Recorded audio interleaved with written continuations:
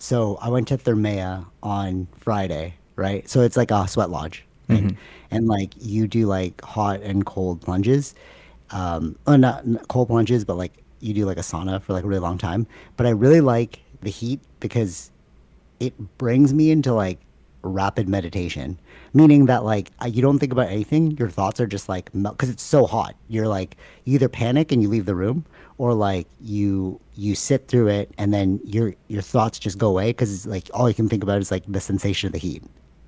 Mm-hmm. You know what I'm saying? Yeah. So like um, with that, I we were doing these different rounds of like heat rituals, and then by the second one, I was able to hit my deepest level of meditation that I've ever hit, and it's like, which is so interesting. I've only had it once, and then I've always been chasing that dragon, and then it hit me on Friday, and I was like, oh, this is it. Which is like, it feels like summer. I think I've told you this before, but like, my highest level of meditation feels like summer, Or maybe you like us did. playing Yeah. outside. Oh Like yeah, yeah, yeah, it yeah. feels Right, like right, us right. playing outside, you Yeah, know? yeah, yeah. And I was like, and then I was like, because there's like downtime in between each session. So you do like the hot plunge, the cold plunge, and then you're just like chilling out until like the next session.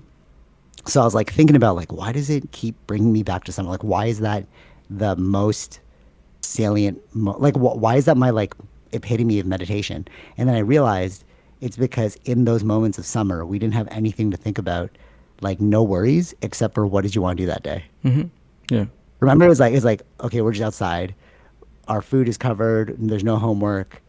You know, your shelter's there. You just go inside anytime you want. But like you're with your friends, and you're just like, what do you want to do? Yeah. You know, but that is life. Mm-hmm. Actually, Tara helped me figure this out because I was like explaining to her, and she's like, "Oh, that's life, though." And I'm like, "Oh, dude, that is life." Like we just forget that we have that exact same thing.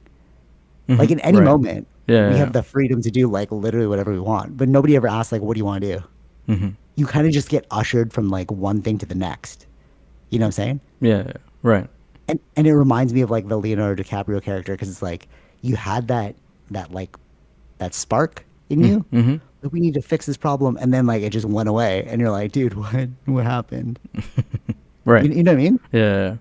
And is that like our greatest gift? Which? Like choice. Oh yeah, yeah. But people But it's don't really. so, It. you know what I mean? No, right? It's so obvious. Like, yeah, choice is your greatest. Like, yeah, of course. It's such a trite statement. Choice Mm-hmm. is your greatest gift, Mm-hmm. or like your greatest superpower. But it's like, no, that's like, there's a reason why trite means like overused. Okay, so Mm-hmm. like, it's trite because it's true, bro. But Right. nobody's listening to the trite statement. It's like, yeah, choice is your superpower. You're like, okay, so I'm gonna do this thing that I don't really want to do. It's like you have a choice, bro. Mm-hmm. You know what I mean? Yeah. But like, is that well, like why don't we tap into that? It gets like clouded. I think people overvalue, not overvalue, but like think about other things that are more, that seem to be more important, or we fall into that kind of mentality and we forget about this freedom of choice. Yeah, Yeah.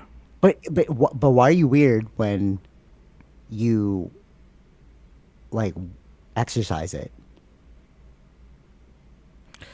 It could be parts of different things. Who knows? Jealousy or other things like that. Triggering, Trigger. right? Yeah, yeah. That's what that's the revelation I came up to. It's like, oh, this is just triggering, Mm-hmm. Mm-hmm. triggering to like live life with some sort of choice. Yeah. But like, it's like, no, but we all you can do it too, bro. Mm-hmm. You know what I mean?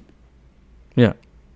We saw like Tara went for this run, like this YMCA run, and then she's like, oh, um, she was with her sister, not with me. And then she was like, oh, this place is so awesome. I know that BJ would really like to see it, right? And then she's like, oh, I'm just gonna text him, and I bet you he's gonna say, let's go today. She didn't Mm-hmm. even tell me that, and my instant response is, let's go later today. And I'm like, Mm-hmm. yeah, because that's like I'm just like so like, why don't we just do it right now, bro? Like, Yeah. why are we gonna wait till like next week? You know what I mean? Mm-hmm. I don't know. But all right, so it's crazy timing, like synchronicity, because like as I was the podcast they sent you, I thought it was about aliens because I was like vacuuming, and then I was like listening, I was like listening about aliens, and then like it turned out that he started to talk about like a war on choice. So Or like okay. Yeah, so what he's saying right now with like the whole transhumanism thing where it's like you're becoming like part robot Mm-hmm. is you're not like we're being told like AI is good if we use it correctly, but we're not being told that we have a choice. And what he was saying is there's like this secret battle going on between like choice and like the ones who want to control you to make you believe you don't have a choice. Mm-hmm. You know what I mean? Like your AI algorithms, everything's so negative, and it's like, dude, why does the world suck? But it's like, no, you can choose to see like positive things, or you can choose to be good. You know what I mean? Or it's like, oh, that's just the way the cookie crumbles, and you're like, no, it doesn't have to, though. You know what I mean? Yeah, yeah, yeah.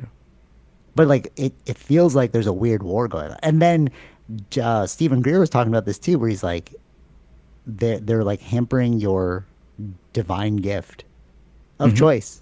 That's all it is. It's just like you can choose to be a good person, you know?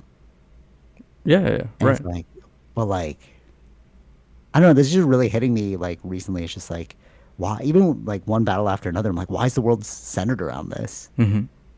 You know, like with the secret societies. That's real, bro. Like the thing, the Merry Christmas. Yeah, yeah. Yeah, like that. Those are like skull and bones. Like that's a Mm-hmm. real thing. You Mm-hmm. know.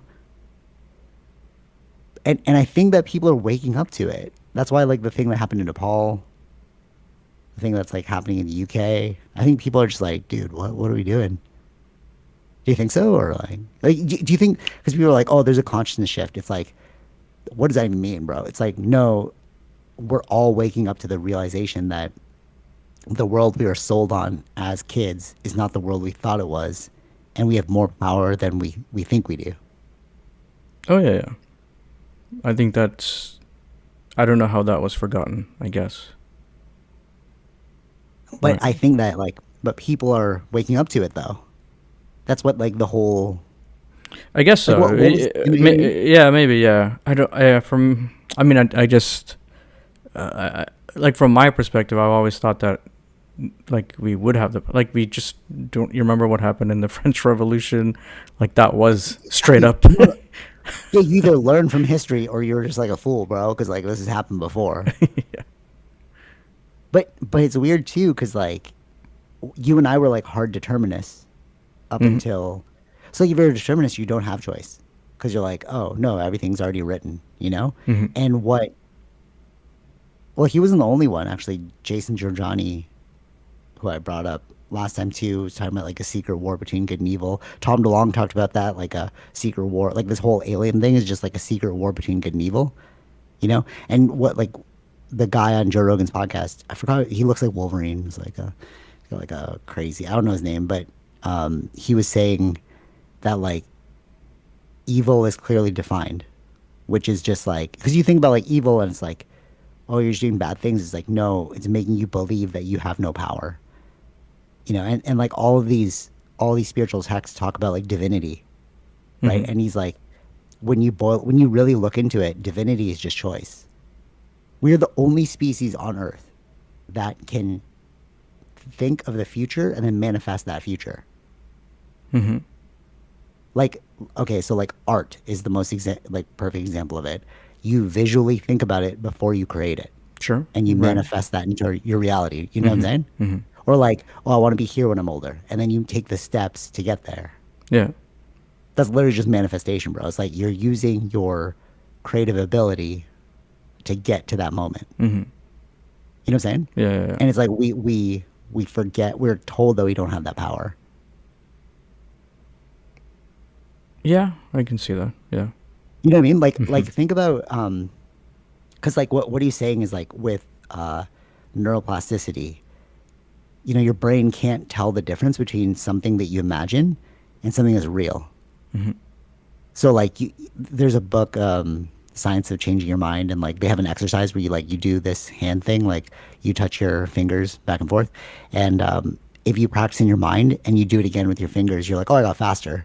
It's because your brain is still using the same neurons required to do that thing, Right. even though you're not physically doing it, right? Mm-hmm. So what he was saying is like when you go into the future, your brain can't tell the difference between what's real and what's not. You can because you're imagining it, right? Mm-hmm.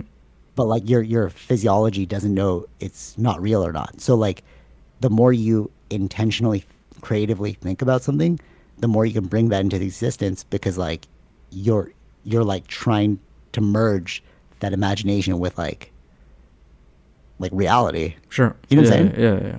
Right. It's like oh, I want to be a jujitsu black belt one day, and then you just like okay, you imagine yourself there, you start practicing the moves in your mind, you go to class. It's like oh, okay, I'm jujitsu black belt. It's like Mm-hmm. well, how'd you get there? It's like you just did the things that you were supposed to do to get there. Right. Yeah. You know what I mean? Like I'm just trying to think of like the most basic examples that's like easy to understand, Mm-hmm. but Mm-hmm. like it can be anything. You know, Yeah. or Yeah. graduate from law school, or like you know. Mm-hmm.